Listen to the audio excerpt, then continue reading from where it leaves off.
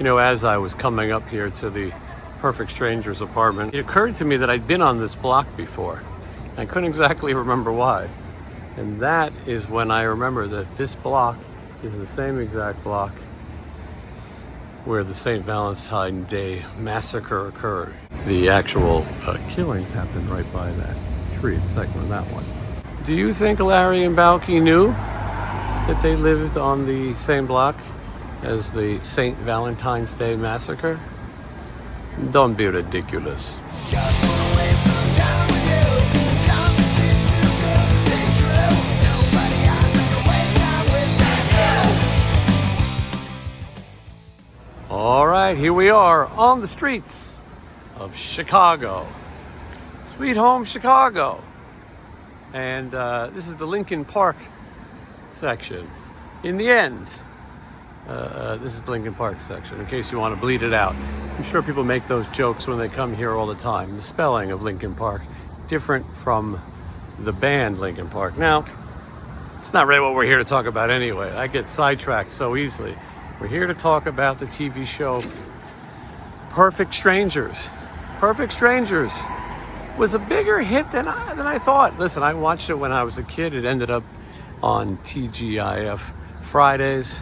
And yeah, ABC had a lot of big shows, Family Matters, which, by the way, is a spin-off of Perfect Strangers, and Full House. I used to watch those ABC Friday nights, and I remember really liking Perfect Strangers. I think I watched it because I was watching other shows that I liked, and well, it's on that network, I'll stick around.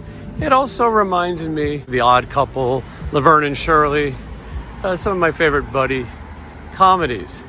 And so I liked it. I did watch it in reruns too, syndication.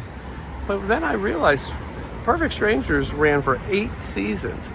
8 seasons is a long time. Not only did it run for 8 seasons, but 150 episodes. I don't feel like I've watched 150 episodes of Perfect Strangers. Now, if you don't remember the story, or you just feel like taking a trip down memory lane with me, I'll remind you the story of Perfect Strangers. Mark Linn-Baker, he's an actor. He plays the character Larry Appleton, and he's leaving his home, I believe Indiana. And he's leaving his family, and he's getting his own place in Chicago. For the first time, he's on his own, and he's excited to have some peace and quiet. But his distant cousin shows up at the door, and he needs the place to stay. And Larry would never turn him away because he's such a nice guy. His cousin, played by Bronson Pinchot. Now, if you remember Beverly Hills Cop, you remember Bronson Pinchot. Well, this is not sexy. It's not sexy. Working in the clothing store with Eddie Murphy. It's not sexy, it's animal. No, it's not sexy at all. So, anyway, he plays Balky Bartakamus. I'm sure I said that right. Balky Bartakamus. And he was from an Eastern Mediterranean part of Europe called Mypos. Mypos is an island. And that's where Balky comes from. And he moves in with Larry, and they become roommates, like so many famous television shows before them. And I gotta say, I just tried to watch it again recently, and while I think it's funny because it's familiar to me, I don't know if a new generation would appreciate Perfect Strangers. And the reason I say that is it's sort of a laugh at the foreigner type of show. Balky says things in a funny accent and you laugh at him. Now, like, I'm not trying to be over politically correct, but I could see people these days frowning upon laughing at someone's foreign accent. He had catchphrases. Don't be ridiculous. That was my favorite. Don't be ridiculous. Don't be ridiculous. Don't be ridiculous. Don't be ridiculous. Don't be ridiculous. Don't be ridiculous. Don't be ridiculous. Whenever Larry would say something that made too much sense, Balky would respond, don't be ridiculous. And of course he would do the dance of joy when he was excited. Now we do the dance of joy. And then he would do this sort of hokey pokey dance. I don't know how to describe it. Maybe we'll show Now it. we are so happy we do the dance of joy! Hey! Die, die, die, die, die, die, die, die. Hey, hey, hey, hey, hey, hey, hey! Anyway, seasons 1 and 2 of the show, they filmed it in Los Angeles. Even though it took place in Chicago, it was filmed in Los Angeles. And that's, you know, that's how the wonderful world of TV works. Seasons 1 and 2 of Perfect Strangers were much different than 3 through 8. They were working in a Ritz discount store. Ernie Sabella, one of the voices from The Lion King, by the way, Ernie Sabella, did a lot of other things too. A very famous character actor. He played their boss, Mr. Twinkasetti. What a name, Twinkasetti. And he was a real tyrant. He was a real jerk. Anyway, they were working for him, the boys. And in season 3, they moved out of there. Now that building in LA is still there, but the whole top is gone. I don't know if it was structurally damaged, earthquake, we'll have to figure that out. But it is gone. Season 3, they suddenly live in a roomrier place. Balky now has his own room, a little bit more room to spread out. And if you're a fan of Perfect Strangers, you can see that up on the right is the future apartments from season 3 till the show ends in season 8. That is where the cousins live.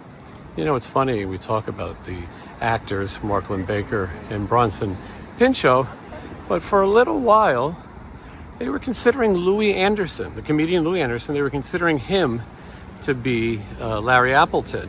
Even made a pilot with him. But they said it just didn't work out, and then the decision became to give Mark Linn-Baker a shot. Bronson Pinchot was on another show. They had to wait for it to get canceled before they could Miller Boyett could develop it for television. And in season 3, not only did they move to a new place, but it was time for a new job.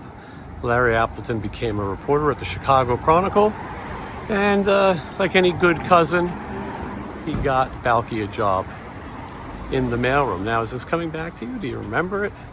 The whole purpose of these classic TV film location videos is to show you something that maybe you've never seen, or to show you something that you wondered where it is now and what it looks like. It's right across the street from a pizza place, which is interesting. And there it is. You can recognize that sort of castle crown type to it. Looks exactly the same. I mean, maybe a few things have changed to the structure, but for the most part, you can tell by the top that this is the apartment from Perfect Strangers. We'll get another look around the other side. And I was talking about how season 3, it really changed. In season 3, they're working in the Chicago Chronicle, and there's an elevator person, an elevator woman, an elevator operator, if you will. Her name is Harriet. And at some point during Perfect Strangers run, Harriet gets a spinoff. That spinoff is called Family Matters. And they set it up with Larry and Balky. Balky's in the elevator and he can't figure out how to make the elevator work without an elevator operator. And Larry explains that Harriet has moved on to her own show. And we get a little sneak peek at her family. What Harriet doing in there that whole time? No, Harriet used to run the elevator, but now she's got her own show. It's called Family Matters. Watch this. Now remember, and we'll show in a future episode, we'll show you Family Matters. But remember, at the time, Steve Urkel was not the star. He was just a supporting character. Later would become a big star. Anyway, we're giving a lot of trivia, but really the whole point is to bring back memories that maybe we forgot. Unlock some core TV memories. After this, you're going to feel nostalgic and relive Perfect Strangers. We're a long way from Mypos, I will say that. I'm a long way from home here in Chicago. I came all the way here to bring you this filming location video. And before I wrap up this visit to the Perfect Strangers apartment complex, I want to tell you that there is a bit of a resurgence. Mark Linn-Baker and Bronson Pinchot are doing convention appearances, and people seem to be excited about it, to meet the two of them together and sort of share memories of the past. I also met them. I was fortunate to meet the two. I have a picture of me and them together, something I never thought would happen, and I'm going to show you that picture right now. This took place at the Knoxville Fan Expo, and what a cool experience to meet them. They don't look that different, especially Balky. He looks exactly the same, Bronson Pinchot, who made a cameo in the last Beverly Hills Cop movie that was in a Netflix exclusive. Anyway, I thought when I started doing classic television locations, we started early 80s, now we're going a little later 80s into the 90s, but definitely brings back memories in my life. I wonder how many people who live in there know they live in the Perfect Strangers apartment building. I gotta see which one is the exact apartment. I don't remember. I mean, I know they zoomed in sort of at an angle, but I don't know if we actually saw which one it was. Did you have a favorite episode that you can remember? Did you ever do the Dance of Joy? I bet you have. I probably did the Dance of Joy at some point in my life. Why not? Don't be ridiculous. Anyway, let's look at it from another angle, and we'll do that right now. By the way, I should point out the site of the St. Valentine's Day massacre is right down the street. No one reports that. When they're talking about Perfect Strangers, somehow they fail to mention that the actual site of the mob crime, St. Valentine's Day massacre, is right here. Isn't that fascinating? Fascinates me. Now that, what are we screaming about? What the fuck was that all about? Give me a heart attack. Don't be ridiculous. All right, this is North Clark Street. North Clark runs this way. And so it takes you to the site of the St. Valentine's Day massacre. Not much is there anymore. You can recognize it by some of the locations. The garage where it happened is gone, but I can give you a general idea of where it occurred. And I'll do that right now. Listen, if you're here and you're looking for some family fun and you want to see Perfect Strangers, maybe you also want to see the site of a massacre.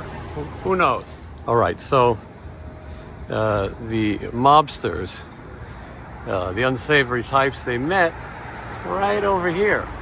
And they came across the street to the site of the St. Valentine's Day massacre, which just happens to be on the same block as Larry and Balky's apartment from Perfect Strangers.